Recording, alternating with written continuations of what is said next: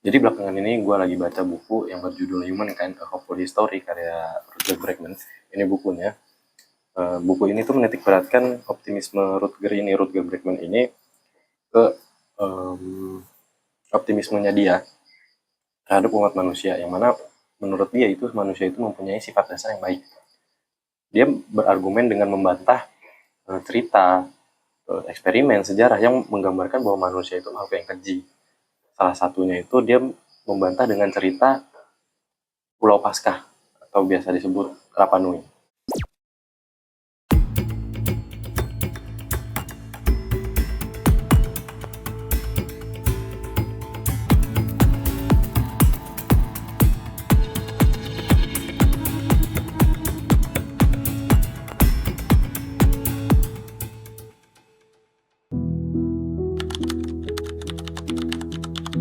Cerita bermula pada tahun 1722 saat seorang pelaut bernama Jacob Robertson ini pertama kali mendarat di Rapa Nui. Dan saat sampai di sana dia melihat banyak patung-patung yang bernama Moai. Dan kalau kalian nggak tahu Moai itu emot batu yang kalau kalian lihat di sosial media itu. Di saat yang bersamaan itu dia melihat rakyat Pulau Paskah ini melarat dengan keterbatasan sumber dayanya. Dan di saat yang bersamaan juga muncullah pertanyaan di kepala Jacob Robertson ini, gimana cara para penduduk Pulau Paskah ini bisa membangun batu muai yang besar dengan keterbatasan sumber dayanya. Setelah 1 minggu kemudian, Jacob Robertson dan para awaknya itu memutuskan untuk melanjutkan pelayarannya. Kita lompat ke tahun 1914 saat ahli antropologi muda yang bernama Catherine Routledge ini datang ke Rapa Nui. Nah, saat sampai di sana dia tuh melihat patung-patung Moai itu udah nggak ada yang utuh, udah nggak ada yang bagus lah, semuanya udah terbengkalai lah pokoknya lah. Nah, Catherine juga menanyakan hal yang sama kayak Jacob, ini gimana cara rakyat-rakyat Rapa Nui ini bisa membangun atau mendirikan patung-patung yang besar dengan keterbatasan sumber dayanya. Udah akhirnya si Catherine Routledge ini memutuskan untuk bertanya ke penduduk yang tertua. Dan di sana saat bertanya itu muncullah cerita yang cukup menyeramkan saat itu.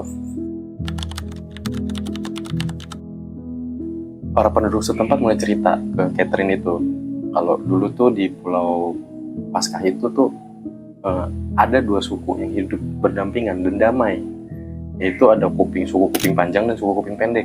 Nah, sampai suatu ketika ada sebuah tragedi yang menyebabkan perdamaian itu hancur. Suku kuping panjang lari ke parit yang ada di sisi timur pulau. Dan paginya, itu suku kuping pendek itu nemuin parit itu dan langsung dibakar di tempat. Dan menyebabkan suku kuping panjang yang ada di sana itu hangus semuanya kebakar. Dan itu katanya masih baru awal ceritanya aja. Kita loncat lagi ke tahun 1955 saat seorang petualang asal Norwegia yang bernama Thor Heyerdahl itu ingin melakukan ekspedisi ke Pulau Rapa Nui. Nah, Thor Heyerdahl ini ngajak salah seorang ilmuwan yang bernama William Mulloy. Nah, si William Mulloy ini sebelum dia meninggal pada tahun 1974 itu dia mempublikasikan jurnalnya yang berisi petualangan dia di Pulau Rapa Nui. Nah, dalam jurnal publikasinya itu si Mulloy ini itu dia tuh nggak paham kenapa para masyarakat Rapa Nui itu nggak bisa berhenti buat bikin patung Moai. Nah, akhirnya pembangunan Moai ini bikin para kepala suku setempat itu panas hatinya, iri, dan akhirnya pada berlomba-lomba lah buat bikin Moai yang paling gede. Pohon-pohon mulai ditebangin buat mindahin Moai, terus makanan-makanan digelontorin buat ngasih makan para pekerja Moai, dan akhirnya mereka mengalami yang namanya kelangkaan sumber daya. Nah, gara-gara kelangkaan sumber daya ini, peperangan mulai pecah. Peperangan saudara ini mulai pecah, kayak yang diceritain si masyarakat setempat ke Catherine. Dan bahkan ada desas-desusnya kalau bahkan mereka yang masih hidup itu dari peperangan itu kadang mereka tuh makan sesamanya, kanibalisme lah. Smithsonian Institute itu pernah memeriksa 469 orang dari Rapa Nui, dan hasilnya itu cuma 2 orang aja yang mempunyai bekas luka cedera, dan sisanya itu ya nggak ada yang benar-benar menggambarkan ada peperangan besar terjadi di Rapa Nui itu, kayak yang diceritain masyarakat Rapa Nui ke Captain Routledge. Nah terus gimana keterangannya si Jacob Rogoff ini yang katanya dia pas sampai sana itu mereka dalam keadaan melarat gitu. Kita balik lagi ke tahun 900 sampai 1200 Masehi, di mana saat itu bangsa Polinesia itu pertama kali mendarat di Pulau Rapa Nui itu dan menjadikan Pulau Rapa Nui itu sebagai rumahnya. Dan tanpa mereka sadari, di kapal mereka membawa makhluk yang bahkan nggak mereka ajak sama sekali, namanya Ratu Sexulans atau Polinesia. Yang mana menurut para ahli, kalau di laboratorium itu Ratu Sexulans itu bisa berkembang biak setiap 47 hari. Nah, menurut kesaksian Muloi itu mereka nebang-nebangin pohon untuk kebutuhan mereka, kayak bikin perahu, manen getah, terus ya proyek Moai itu contohnya. Dan mereka tuh ya masih nanemin pohon-pohon itu, tunas-tunas pohon. Nah, terus kok mereka masih ada kelangkaan sumber daya gitu? Jawabannya di Ratu Sexulans itu. Bayangin aja setiap 47 hari mereka berkembang biak dan di sana nggak ada predator alami. Ya habislah itu tunas-tunas mereka yang mereka tanamin itu dimakan di nama Ratu Sexulans atau tikus Polinesia itu. Penderitaan masyarakat Rapa Nui itu nggak nyampe di situ aja. Pada tahun 1862 itu sebanyak 16 kapal budak itu berhasil mendarat di Rapa Nui dan berhasil membawa 1407 warga Rapa Nui untuk dijadikan budak. Dan saat sampai di Peru itu masyarakat Rapa Nui itu diperbudak dan banyak yang meninggal, dan yang nggak diperbudak itu juga banyak yang meninggal karena penyakit lah. Dan setahun setelahnya itu pemerintah Peru itu mendapat desakan dari internasional untuk memulangkan para budak ini, dan akhirnya ya pemerintah Peru ini ya nurut. Ya udah, masyarakat Rapa Nui ini ya dipulangkan lah. Sebanyak yang tersisa cuma 470 orang, dan sebelum mereka dipulangkan itu mereka dikumpulkan di sebuah pelabuhan.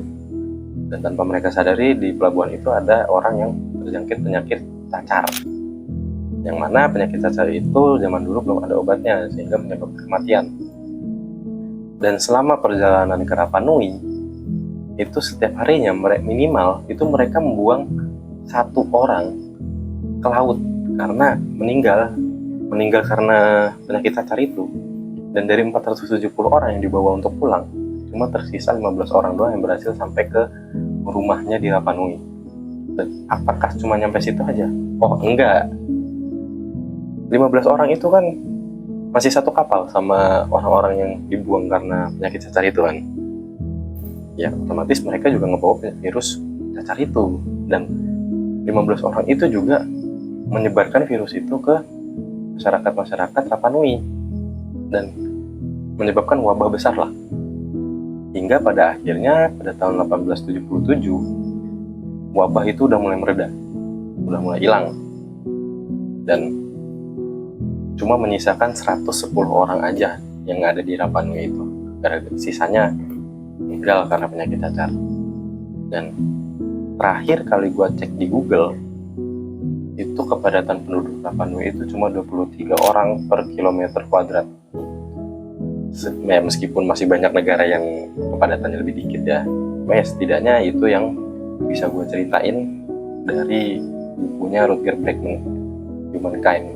Dan kalau misalkan kalian ada referensi lain atau ilmu lain tentang Pulau Paskah ini atau Rapa Nui ini, boleh banget kalian share di kolom komentar. Kita jadiin kolom komentar ini sebagai tempat diskusi yang sehat lah. Gue pamit undur diri.